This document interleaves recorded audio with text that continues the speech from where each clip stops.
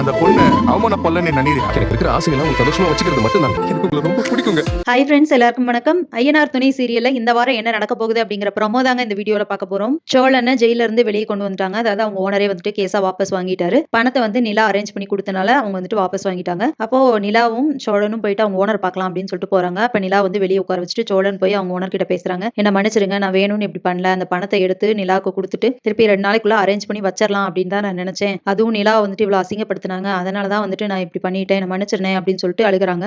அதுக்கப்புறமா அவங்க ஓனர் வந்துட்டு அவரோட சுச்சுவேஷனை புரிஞ்சுக்கிட்டு, ஓகே நீ இதெல்லாம் நீ பெருசா எடுத்துக்காத, நீ நாளையில இருந்து வேலைக்கு வந்துரு, அதெல்லாம் ஒன்றும் இல்லை அப்படின்னு சொல்லிட்டு, நீ இப்போ சொன்னையே அந்த பொண்ணை வந்துட்டு அசிங்கப்படுத்திட்டாங்க, அவமானப்படுத்திட்டாங்க, அதை வந்து சரி பண்ணதான் நான் இப்படி பண்ணேன் அப்படின்னு சொன்னேன்ல, இப்போ நீ பண்ணதுனால அந்த பொண்ணு அவமானப்படலையா, இதுக்கப்புறம் அதை விட அதிகமாக தானே அவமானப்பட்டிருக்கும் அப்படின்னு சொல்லிட்டு சொல்றாங்க.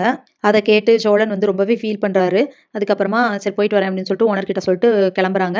நிலாவும் சோழனும் நடந்து போயிட்டு இருக்கும்போது அப்போ சோழன் சொல்றாரு, என்னால் நீங்கள் ரொம்பவே கஷ்டப்படுறீங்க, நீங்கள் இவ்வளோ கஷ்டப்படுறது எனக்கு பிடிக்கவே இல்லை, நான் வந்து உங்களை நல்லபடியாக சந்தோஷமா வச்சுக்கணும் அப்படின்னு தான் நான் நினைச்சேன்.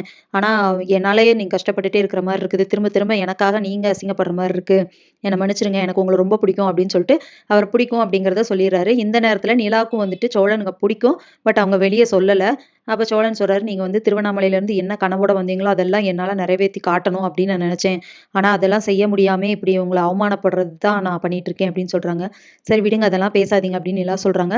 ஸோ இதுக்கப்புறம் என்ன நடக்க போகுது அப்படிங்கிறத இனி வர்ற வீடியோவில் ஒன்றா பார்க்கலாம் ஃப்ரெண்ட்ஸ். அது வரைக்கும் வெயிட் பண்ணுங்கள். நன்றி, வணக்கம்.